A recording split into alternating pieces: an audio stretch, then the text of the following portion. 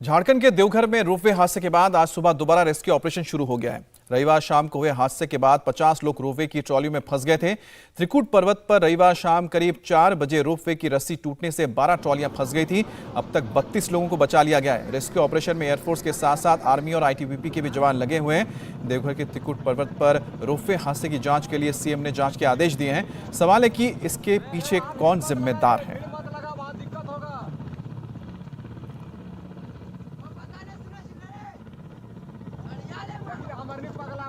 और देवघर के त्रिकुट पर्वत के पास जहां रेस्क्यू ऑपरेशन चल रहा है वहां इंडिया टीवी की टीम पहुंची है। आपको दिखाते हैं ग्राउंड जीरो से नीतीश चंद्र की रिपोर्ट।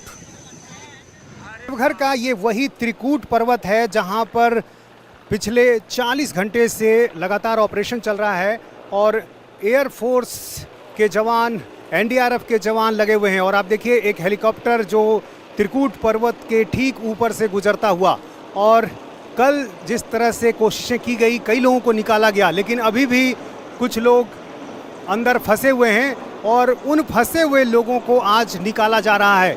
हेलीकॉप्टर जो एयरफोर्स का है MI-17, यही वो हेलीकॉप्टर है जो सबसे बड़ी उम्मीद है, क्योंकि जिस तरह से यहाँ पर घटना हुई उस जगह तक पहुँचना काफ़ी मुश्किल था।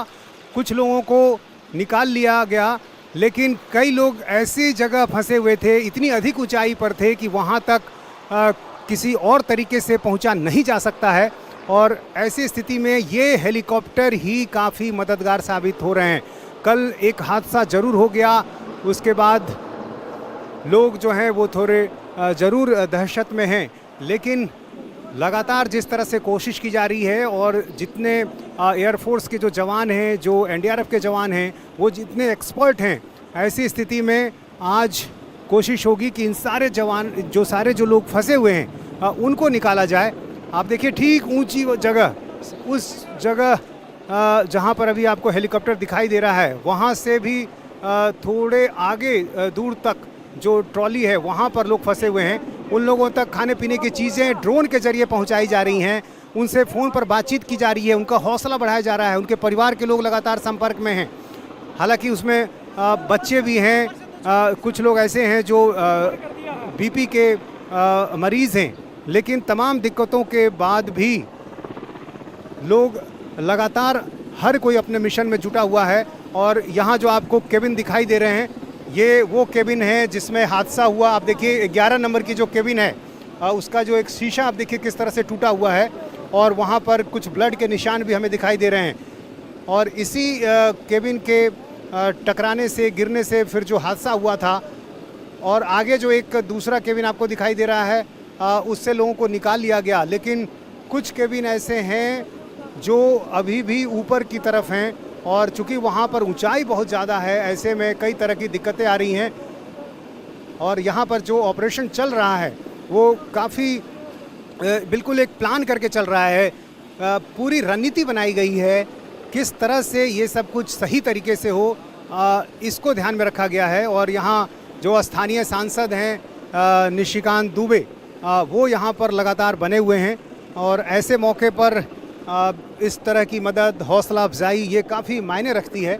और लगातार यहाँ जो स्थानीय लोग हैं वो भी यहाँ पर काफ़ी मदद पहुँचा रहे हैं। जब घटना हुई थी उस समय भी लोगों का काफ़ी सहयोग मिला था, और जो तमाम एजेंसियाँ हैं वो भी यहाँ पर अब लगातार यहाँ पर काम कर रही हैं। लेकिन जो ये रोपवे है, इस पर सवाल अब उठ रहे हैं, क्योंकि जिस तरह से ये घटना हुई है, बहुत समझना मुश्किल हो रहा है किसी के लिए कि आखिर यदि कोई घटना हो भी गई, यदि जो ट्रैक है वो जो रस्सी है वो यदि उतर भी गया, तो आखिर उसे दुरुस्त करने की कोशिशें क्यों नहीं हो पा रही हैं, क्यों कोई वैकल्पिक व्यवस्था नहीं की गई थी, क्या मेंटेनेंस जो था वो सही नहीं था। ये सारे सवाल हैं जिनका समाधान आगे ढूंढा जाएगा, जांच की जाएगी। लेकिन फिलहाल अभी प्रायोरिटी है लोगों को बाहर निकालने की, सुरक्षित निकालने की, और हर कोई अभी इसी में लगा हुआ है। कैमरामैन विनोद कुमार के साथ नीतीश चंद्र, इंडिया टीवी, देवघर। और कल अंधेरा होने के बाद देवघर में दोबारा रेस्क्यू ऑपरेशन शुरू हो गया है। देवघर के एसपी से रेस्क्यू ऑपरेशन पर खास बातचीत की हमारे संवाददाता नीतीश चंद्र ने। केबिन में फंसे लोगों को निकालने के लिए आज लगातार ऑपरेशन जारी रहेगा। हमारे साथ हैं देवघर के एसपी सर ये बताया जाए कि कितने लोग अभी फंसे हुए हैं और अब आगे क्या रणनीति है?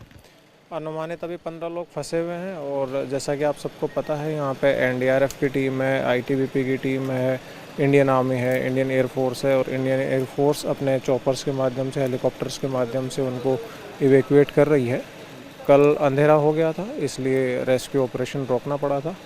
अभी जैसे ही फ्लाइंग कंडीशंस ठीक होती हैं एयरफोर्स कॉल लेगी और कल की तरह ऑपरेशन फिर से चालू होगा। अच्छा, उन लोगों तक खाना पहुंचाने की व्यवस्था हो पाई है जो लोग फंसे हुए हैं? सबको खाना और पानी दिया गया है ड्रोन के माध्यम से और जो पैरेलल मटेरियल रोप है उसके माध्यम से। तो अभी जो लोग फंसे हुए हैं क्या वो सबसे अधिक ऊंचाई वाले हिस्से में हैं और ट्रॉलियां जो हैं सब एक दूसरे से सटी हुई हैं? नहीं, सबसे ऊंचाई वाले हिस्से पे नहीं है, वो बीच में कहीं लोकेटेड है और ट्रॉली एक दूसरे से जो रेगुलर उनका गैप है वही गैप है, एक दूसरे से चिपकी हुई नहीं है। तो कल जिस तरह से हेलीकॉप्टर से हमने देखा कि कोशिश की जा रही थी, आज भी वैसा ही होगा या फिर कोई नई स्ट्रेटजी है? एयरफोर्स का कॉल है, इंडियन आर्मी का कॉल है और वो लोग रेस्क्यू ऑपरेशंस लीड कर रहे हैं। लेकिन अच्छा, मोटे तौर पर आपको क्या लग रहा है कि कितना वक्त आज लग सकता है? क्योंकि कल जिस तरह से परेशानी आ रही थी, अधिक ऊंचाई, तार की वजह से हादसा हो गया, इन सब को देखते हुए आपको क्या लग रहा है कि आज क्या उम्मीद की जानी चाहिए? अनुमान लगाना कठिन है लेकिन ऑपरेशन दिन भर स्मूथ तरीके से चला था। कठिनाइयां हैं लेकिन हमारी फोर्सेस। इस तरह की कठिनाइयाँ अभी हैं मोटे तौर? मेन कठिनाई है कि आप सेफली इवैक्यूएट करें क्योंकि वो हैंगिंग है, वायर्स हैं, फिर क्लिफ है और बाकी टेक्निकल चीज़ें तो आपको एयरफोर्स ही बता पाएगी, बट हमको लगता है कि आज ऑपरेशन कंप्लीट हो जाएगा। अब तक आप लोगों ने जो समझा है, क्या समझा है? हादसे की वजह क्या थी, क्यों हुआ ये? हादसे की वजह सर्टेन करने के लिए प्रॉपर जांच करनी पड़ेगी और उसके बाद ही पता चल पाएगा कि हादसे की क्या वजह है। जो भी इसमें प्राधिकृत एजेंसी है वो जांच करेगी, उसके बाद पता चलेगा। इंडिया टीवी हर वक्त हर जगह डाउनलोड करने के लिए सर्च करें India TV news Google play store या ऐप स्टोर पर।